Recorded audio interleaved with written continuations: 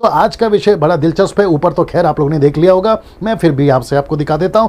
यह है कि नामान का कोढ़ गहीजी पर क्यों। मैं रिपीट करता हूं कि नामान का कोढ़ गहीजी पर क्यों। कौन है ये नामान, कौन था गहीजी, और ये कोढ़ का चक्कर क्या है, और इससे आज हम क्या सीख सकते हैं, और इससे हमें क्या सबक मिलेगा, आपके बीच में रखने जा रहा हूं। सबसे पहले नामान सेनापति के बारे में बात कर लेते हैं, जो कि दूसरा राजा की किताब उसका 5वां अध्याय वचन 1 में उसका जिक्र है। अराम के राजा का नामान नाम एक सेनापति अपने स्वामी की दृष्टि में बड़ा ही प्रतिष्ठित पुरुष था, यानी कि फेमस था, अच्छा आदमी था।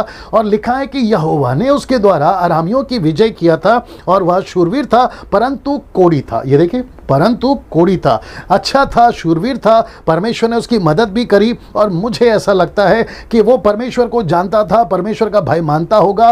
और उस वक्त में जो परमेश्वर का दबदबा, परमेश्वर के लोगों का दबदबा, या वो एलिया हो या एलीशा हो, क्योंकि ये घटना एलीशा के टाइम की है, तो उस वक्त में था और लोग परमेश्वर को जानते थे। तो वहां पर एक लड़की थी, और वो लड़की इजरायली थी, जो उसके घर पर उसकी पत्नी के साथ में उसका काम करती थी। हो सकता है खाना बनाती होगी, कपड़ा धोती होगी। उसने एक दिन चर्चा करी कि अगर मेरा स्वामी यानी कि नामान जिसको कोढ़ है, अगर वो परमेश्वर के नबी यानी कि एलीशा के पास होता तो वो ठीक हो जाता। ऐसी चर्चा वहां पर चली। तो फिर उसके बाद में पता चला, ये चित्र देख लीजिए, पता चला कि यहां पे इसको कोढ़ है। और ये जब, क्योंकि मेरे पास में ज्यादा वक्त नहीं है इसलिए मैं शॉर्ट में बता रहा हूं, ये व्यक्ति ने एलीशा के पास में गया, और एलीशा ने कहा कि यरदन नदी में 7 बार डुबकी लगा लेना और तू बिल्कुल ठीक हो जाएगा। खैर पहले तो इसने नहीं माना, लेकिन बाद में इसने माना। अब आप इसको यहां पर देख सकते हैं कि इसका पूरी तरह से कोढ़ चला गया। मेरे पास में गूगल से जितना इमेज मैं कलेक्ट कर सका आपको समझाने के लिए मैं समझा पा रहा हूं, लेकिन हूबहू ऐसा ही होगा ऐसी कोई गारंटी नहीं देता हूं। लेकिन वचन कहता है कि ये ऐसा व्यक्ति था जिसको कोढ़ था, उसने डुबकी लगाई और वो बिल्कुल ठीक हो गया। ना जब वो ठीक हो गया दोस्तों, दूसरा राजा की किताब उसका 5:15 कहता है कि उसने एलीशा के पास में भेंट लाई। ये देखिए वचन लिखा है कि उसने भेंट लाई। उसने कहा कि मेरे भेंट को स्वीकार कर, मेरे भेंट को जो ऑफरिंग है या अर्पण है, सोना है, चांदी के सिक्के हैं, कपड़े हैं, बहुत सारे भेंट लाई। उसने कहा कि इसको ग्रहण कर। लेकिन आपको पता है उस व्यक्ति ने यानी कि एलीशा ने ग्रहण नहीं किया। उसने कहा मुझे नहीं चाहिए और मैं इसको नहीं लूंगा।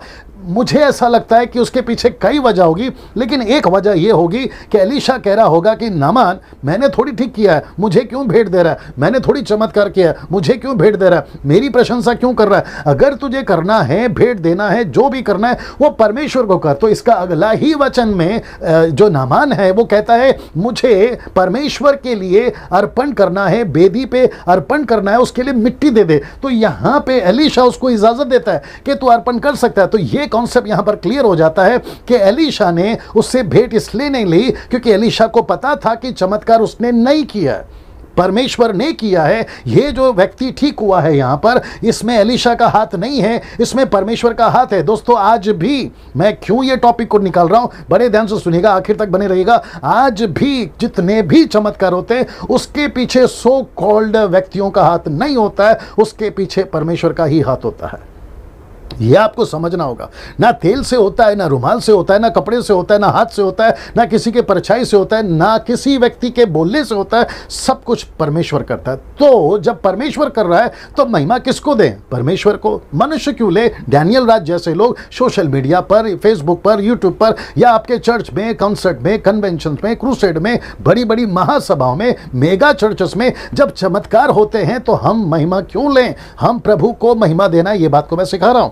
तो इस व्यक्ति से हम ये सीख सकते हैं कि एलीशा से, वो कहता है मुझे नहीं चाहिए, सीधे मुझे नहीं चाहिए। उसने कहा कि मुझे नहीं चाहिए और मैं नहीं लूंगा। लेकिन आपको पता है उसके पास में एक नौकर था जिसका नाम है गहेजी। और इसलिए मैंने कहा कि गहेजी, ये जो व्यक्ति है गहेजी, इसको लालच आया ये सारी ऑफरिंग को देखकर, और उसके चलते उसने कहा कि ये ऑफरिंग मुझे दे। वो व्यक्ति सेनापति निकला भी नहीं था, वचन कहता है उसके पीछे भागा। वचन 20 से लेकर 24 तक अगर आप पढ़ोगे, जो कि मैं नहीं डाला हूं यहाँ पे, आप अपने घर पे स्टडी कर लीजिएगा, जैसे आप पढ़ते हो आपको पता चलेगा कि गहेजी पीछे पीछे भागा और उसने उससे जो कहा कि मुझे दे दो, क्योंकि स्वामी ने कहा है लेने के लिए, और उसने घर पर जाकर उसको छुपा दिया। ये जब सब कुछ कर चुका तो एलीशा के पास में वापस आया। सीधे ये एलीशा के पास में वापस आया, यही चित्र मिला मुझे। एलीशा के पास में वापस आता है और वो कहता है, उसने कहा, किसने, एलीशा ने कहा कि जब यह पुरुष इधर मुंह फेर कर तुझसे मिलने को अपना रथ पर से उतरा तब वह पूरा हाल मुझे मालूम था। मतलब परमेश्वर ने एलीशा को हर चीज बता दी थी कि तू कैसे गया, क्या बात करा, क्या क्या करा।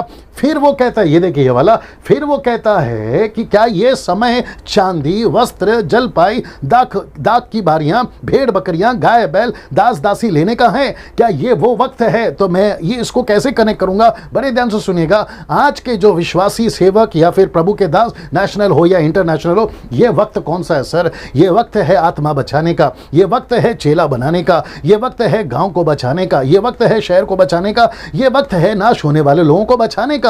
हो सकता है आप जितना दे सकते उनको दीजिए, लेकिन चल क्या रहा है कि गेहजी की तरह, इस व्यक्ति की तरह लोग जो हैं ऑफरिंग के लालची हो गए। मैंने इसलिए यह शब्द डाला है, ये लालच में आके ऑफरिंग, मैं शब्द इसलिए यूज कर रहा हूं क्योंकि आजकल ऑफरिंग बहुत जोरों से चल रहा है, इसलिए मैंने ये शब्द यहां पर डाला है। तो ये व्यक्ति की तरह आज भी बहुत सारे लोग ऑफरिंग के चक्कर में ये सारा काम करते हैं ना। इसको देखिए, जैसे ही ये घटना घटी, एलीशा ने क्या कहा देखिएगा, दूसरा राजा 5:27 में। मैं आगे आपके बीच में कुछ चीजें रखूंगा, मेरे साथ में बने रहे। लिखा है कि इस कारण से नामान का कोढ़ तुझे और तेरे वंश को सदा लगा रहेगा।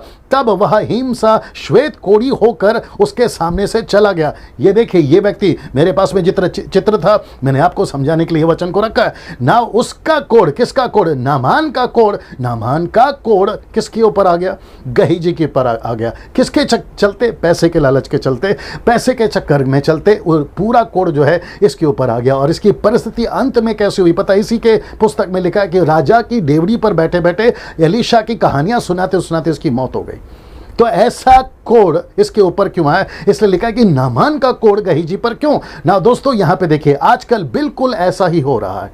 प्रार्थना कराने का अलग रेट, दुष्ट आत्मा निकालने का अलग रेट, सेवक से मिलने का अलग रेट। आप ये देख लीजिए, मैं वापस कहता हूं, आप इसको देख लीजिए।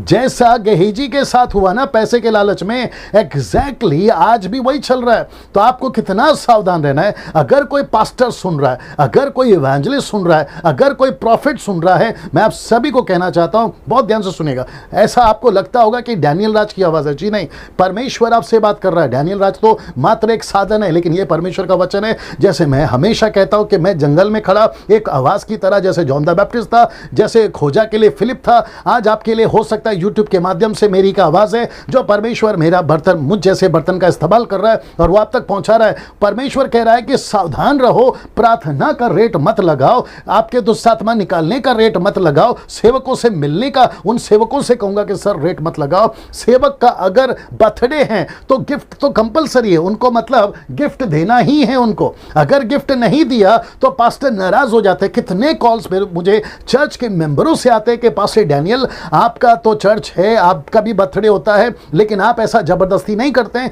लेकिन हमारे चर्च का पास्टर कहता है कि मेरा बर्थडे है, मुझे कंपलसरी गिफ्ट चाहिए। उसके बाद में मैरिज एनिवर्सरी है तो गिफ्ट कंपलसरी है। क्रिसमस अगर आ गया तो क्रिसमस में स्पेशल ऑफरिंग चाहिए। हो सकता है कि 2 व्हीलर 4 व्हीलर ऐसा कंपलसरी कर दिया गया ना। इसको देखिए, अगर किसी की मैयत हो गई, फ्यूनरल हो गया, तो उसके मैयत कराने के लिए भी अलग ऑफरिंग है। पास्टर अगर घर पर आता है तो उसकी ऑफरिंग अलग है। अगर फोन, उनके पास्टर का फोन बिल, हाउस का रेंट, स्कूल फीस बच्चों का, ये सब देना है। ऐसे कितने कॉल्स, कितने मैसेजेस मेरे पास आते हैं। उसके चलते मुझे यह एहसास हुआ है कि जो गेहजी के साथ में हुआ है, जिसको मैंने आपके बीच में अभी रखा, ये वाला पैसे के चक्कर में ये खत्म हो गया आदमी, पैसे के चक्कर में। मेरी प्रार्थना है इन सभी लोगों से जो सेवक अभी मुझे देख रहे हैं, जो ऐसी हरकतें करते, मैं उन सभी को वार्न करना चाहता हूं, यीशु मसीह के नाम में, सावधान हो जाइए, सावधान हो जाइए, सावधान हो जाइए। आपको समझना जरूरी है सर, यह सब मांगा जाता है फोर्सफुली ना। खुशी से अगर कोई देता है तो वो अलग बात है मेरे दोस्तों। अगर कोई सेवक मुझे सुन रहा है, फोर्सफुली मत करिए, चर्च को दबावे मत डालिए। अगर कोई खुशी से देता है तो यू मोस्ट वेलकम, ले लीजिए। लेकिन आप फोर्सफुली जबरदस्ती क्यों कर रहे हैं? आप जबरदस्ती क्यों कर रहे हैं सर? ना, मैं वापस आता हूं, नामान का कोढ़ गेहजी पे क्यों उतरा? पैसे के चक्कर में, पैसे के लालच के चक्कर में। ये वीडियो को और लंबा कर सकता था, लेकिन मैं समझता हूं कि जितना मैंने दिया है आप उतना समझ गए होंगे। सो चर्च के विश्वासी सेवक, नेशनल, इंटरनेशनल, सोशल मीडिया पे जो आप लोग बात करते हैं, चर्च में आप लोग बात करते हैं, आप क्रूसेड्स में बात करते हैं, कन्वेंशंस में बात करते हैं, वर्शिपर्स, तुमको भी कहना चाहता हूं, म्यूजिशियंस, मैं तुमको भी कहना चाहता हूं कि गेहजी से सीखो। इस कहानी से सीखो कैसे हुआ घटना।